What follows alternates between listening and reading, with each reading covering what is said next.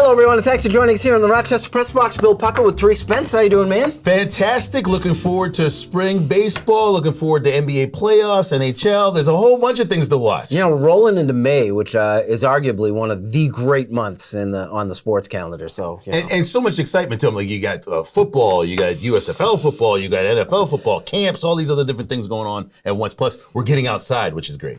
And we do. We're filling our third seat with our producer, director, Joe Bradt. Welcome, Joe. We've been looking forward to doing this actually for a long time. Joe is, and you've been able to tell by the way he's decked out, is a baseball savant.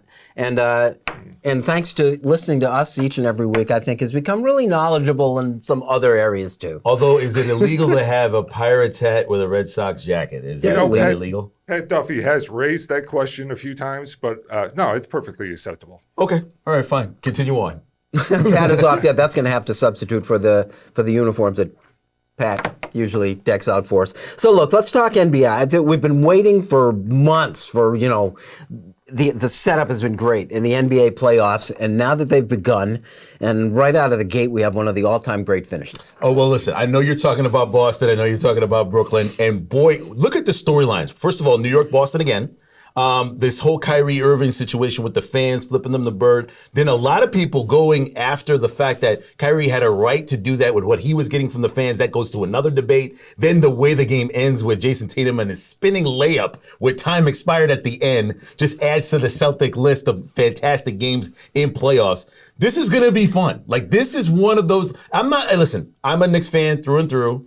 And Brooklyn would be great to see them go against Boston. Is that transferable? I mean, you're critical of Joe. We're in the two baseball things. Can you root for the Nets and the Knicks at the same time? No, not at the same time. But since the Knicks are out, then I can root for the Nets. I just want them to play well. This is a team that was assembled on its own.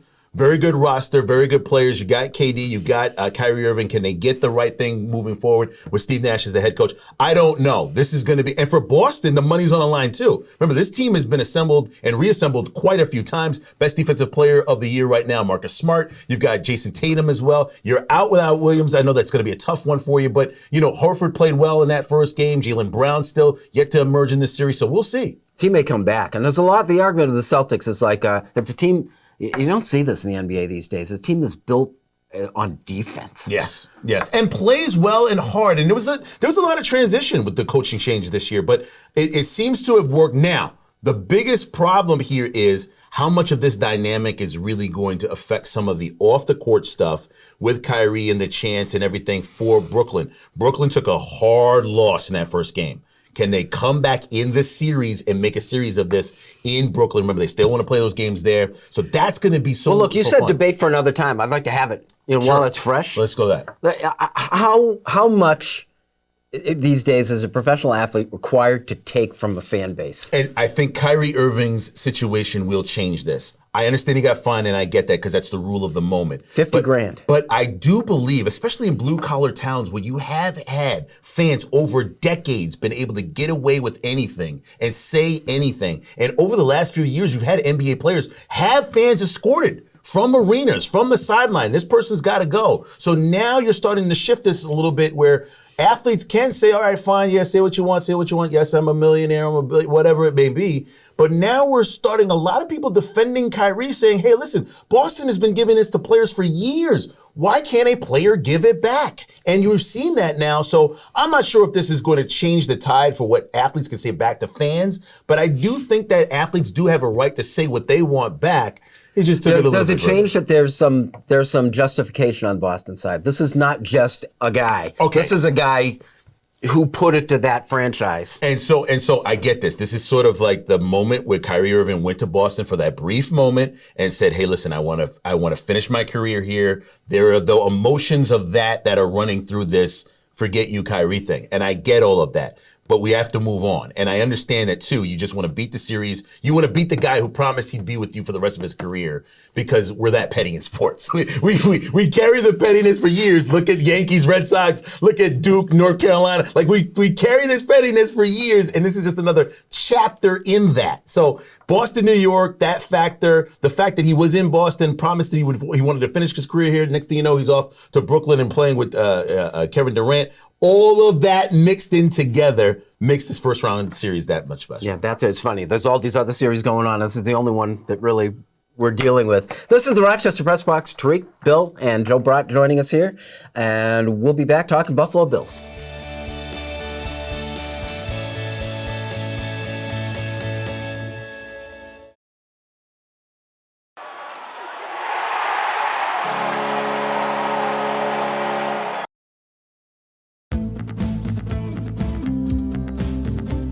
Welcome back to the Rochester Press Box. Bill, Tariq, and Joe Bradt joining us today. The Buffalo Bills segment brought to you by Ralph Honda. For 3 generations is celebrating 50 years as New York's oldest and best Honda dealer. Ralph Honda today. Find out how we do Honda right at ralphhonda.com. Joe, let's throw to you. Buffalo Bills. I'm worried with this golf tournament, or some Allen now playing with Mahomes and, superstardom. I'm worried about some of this spoiling him. Do you see that as a possibility? Yeah, so it's not just the golf tournament. It's also the going on red carpet, the photos of him on vacation all the time. There's always kind of a budding superstar kind of a feeling about him, but at the same time you wonder if it's too much too soon. And he hasn't had just so much pressure on him this year with so much expectation. And I think about it, it says, he hasn't had really a bad run yet. No. And even Patrick Mahomes has. He had stretches last season where he was bad. Well, and when that happens, I'm just wondering, how hard are we going to come down on him? No. You've been waiting for a quarterback to be this skilled in this position this young. He still is very young. But I think for the Bills fans, there'd be a lot more ease if he had won something. If he had gotten to a Super Bowl and won a Super Bowl. With Mahomes, you get that cachet because he's been to a few. But I think for Allen, he has the ability to do it. And as I said before, I've said this for the last few weeks, all the chips are at the front of the table for Allen. I do think there is that blue collar mentality of the Buffalo Bills where it's kind of all right, keep your head down until you get a championship, till you get an MVP. He of the 4 players has not really won anything yet. He is the star that could and in the future be that way, and they're putting Mahomes and Allen together, but he has not accomplished anything yet. And I think that's part of the sort of feeling of maybe he's out there a little bit too early. Let's go get something like an AFC Championship game, Super Bowl win, or MVP before you start to do that. But Buffalo's been waiting 20 years for this. I should clarify that the reference is made to The Match, which is a celebrity golf tournament with Patrick Mahomes, Josh Allen are playing as a team against Tom Brady and Aaron Rodgers. Rarefied here. Now, you're right. All of those guys, and the other example of what this can do to you is Baker Mayfield. Yes. Who was wonderful in his commercials. It didn't help his career. But he is not Baker Mayfield, and we can see why, because nobody seems to want Baker Mayfield right about now, and he's available for a team. He didn't even show up to camp. But of this whole tournament, I can't wait for it. He's already at camp now. It's June 1st. I already know that's a Wednesday. I'm planning to watch this even though I didn't watch the Masters. So it's weird that I want to see these 2 older guys who are still playing, still got a chance to do well in the NFL and get a championship against Mahomes, who's always in it, and Allen, who we all want to see go to the Super Bowl. So this is going to be fun. Joe, he's a 9 handicap. You going to watch this thing? No, I'm not. But I don't usually watch golf, so that's really the problem there. Not even for the dialogue, Joe. To me, the dialogue between these 2 older guys and these 2, and I think quick-witted young guys too. I don't think these are guys that are kind of stiff. They're going back and forth on Twitter pretty good already. This might be interesting for me, and I'm not even a golf guy, but I'm interested. You're just dismissing it. I'm totally dismissing it. And, getting back to Josh Allen, I thought part of his appeal was he was like the everyman. He's just like everyone in Buffalo. People love him because of that. Now, I don't know. He looks like a prima donna a little bit. Uh-oh. Wow, that's sort of a hard line. He's not wrong, though. I think a little bit too much shine and not getting that work done. I will say this.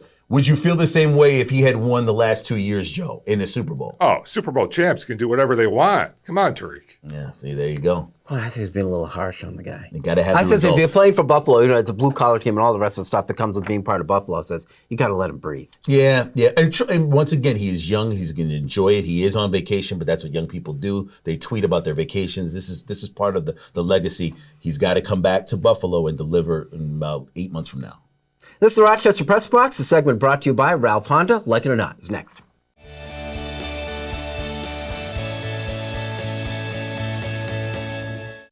Here's the Press Box trivia question brought to you by Market View Liquor. where exceptional customer service meets an extensive selection. Jefferson Road at 390.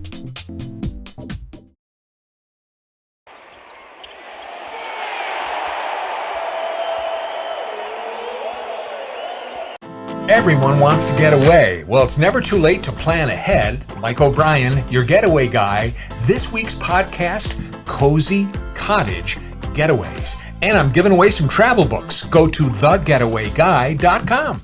Here's the Press Box Trivia answer, brought to you by Market View Liquor, where exceptional customer service meets an extensive selection. Jefferson Road at 390. Are you facing criminal charges from a DWI and feel that you never imagined it could happen to you? Contact attorneys with years of experience as prosecutors and defenders. Contact Ganguly Brothers Law today for a free consultation. You can put your trust in us. Welcome back. Thanks for joining us here on the Rochester Press Box. This segment, like it or not, brought to you by Ganguly Brothers Law, attorneys with years of experience defending the accused. Don't go unprepared. Contact Ganguly Brothers Law today. All right, I know you're going to have a field day with this, because like them or not, man, the New York Mets this year. I love it. I was trying to contain myself because, when the start of the Knicks season started, they looked so great. They were young, they're athletic, they're running up and down the court, and then it all fell apart. Now you can blame the coach, you can blame the star, you can blame whoever you want. For the Mets, there's a little bit more of excitement, and here's why. Buck Showalter, for a lot of baseball people that have been around the sport for a long time, wanted Buck to get a job. He'd been in TV, he'd been here, he'd been there, the Yankees, whatever. Felt that he kind of got the raw deal with the Yankees back in the day. He comes back to New York. He puts in an old school feel, but adapts to it. Understands that he's got two ace pitchers in Scherzer, who's healthy right now, DeGrom, who is not, but I'll deal with that in a minute. Then he gets Odor. He's got Alonso. He's got all of these different pieces that he can roam around, and it feels like they have, for lack of a better term, an adult manager. I feel as if that in any situation, Buck can handle it, and I feel that this team will be a lot more solid all the way through. Plus, Odor wants to come back and prove that he's an MVP candidate. And Robinson Cano is back as well. And he's still got some left in the tank, hopefully as clean as possible. So I am deeply excited. We have a deep team. I don't want to say too much yet because we still got about 5 more months of baseball. Joe, is this sustainable? I think the Mets are for real, for sure. I think getting DeGrom back with Scherzer and Tajon Walker and Carlos Carrasco, they have probably one of the better rotations in the National League. Well, he didn't use the guy. In our discussions last week after the show, I thought like I hit on something when I watched him pitch. I said I may have hit on this.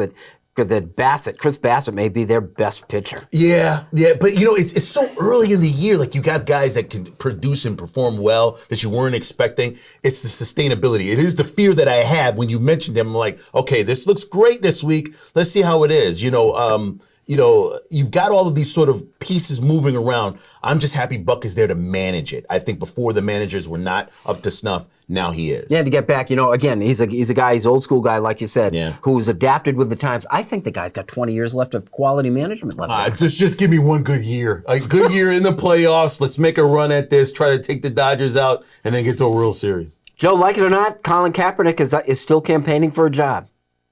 And you have to give him credit for still trying. But I don't know if it's been too long, maybe.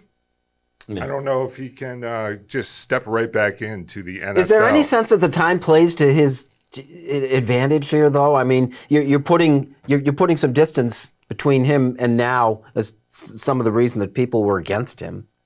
I think that's a possibility. Too much time has passed. There's a lot of people against him. But maybe what I would like to see is maybe him moving into coaching. Maybe the future for him in the NFL is actually as a coach. Yeah, I mean, he made a comment this week he'd be a backup quarterback. He never really said that before. He felt he was a starter in the league. Yeah, which I mean, it might be a little bit too late, too late, especially with the draft that doesn't have that many great quarterbacks in it, and so many other teams really starving for quarterbacks, wanting somebody to come in and rejuvenate the team. Too many years off the clock. I was concerned about this. Once he settled with the NFL, that's it. You don't really go back to the NFL after that. I'm surprised Brian Flores is still in the NFL, even though he's suing teams in the NFL. So it's very rare to believe that. I just think too much time has passed on. He made a statement. That's a statement, and the NFL is not going to give him a second Flores chance. is one of the reasons that gives me hope that, maybe maybe there's an element of bygones can be bygones here, and we can move forward from this. Yeah. I mean, It would do the NFL wonders if somebody were to bite that bullet and sign him. Look at Baker Mayfield, a younger player who's had results recently in the NFL, but he can't even get on a team because of what he said, and he hasn't said anything controversial. All right. This is the Rochester Press Box, like it or not, brought to you by Ganguly Brothers Law. Unfinished Business is next.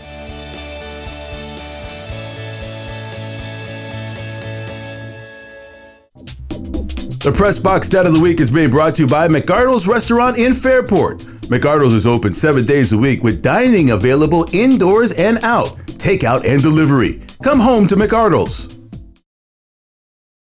And now to Eichel. He floated one. Unfinished Business is brought to you by Greg the Roofer. Greg will meet or beat any competitor's price and can finance you with 0 down. Call today or visit gregtheroofer.com. Better roof, better price. Better call Greg today. Welcome back. Thanks for joining us. This is the Rochester Press Box. It's time for Unfinished Business. We'll let Tariq start. Hey, listen, I don't know what happened to blue-collar towns, but I don't know why everybody's so sensitive about what Kyrie Irving had to do in Boston. I mean, Boston's a blue-collar town like New York.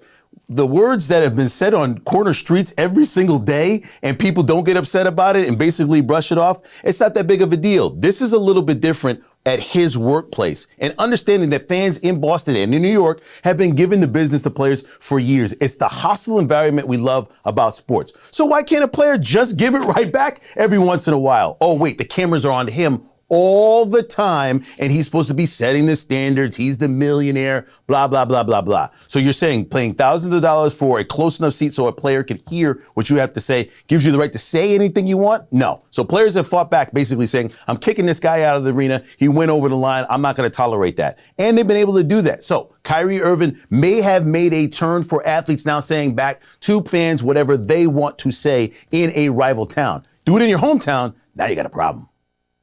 The Pittsburgh Pirates were a once proud franchise. What has happened?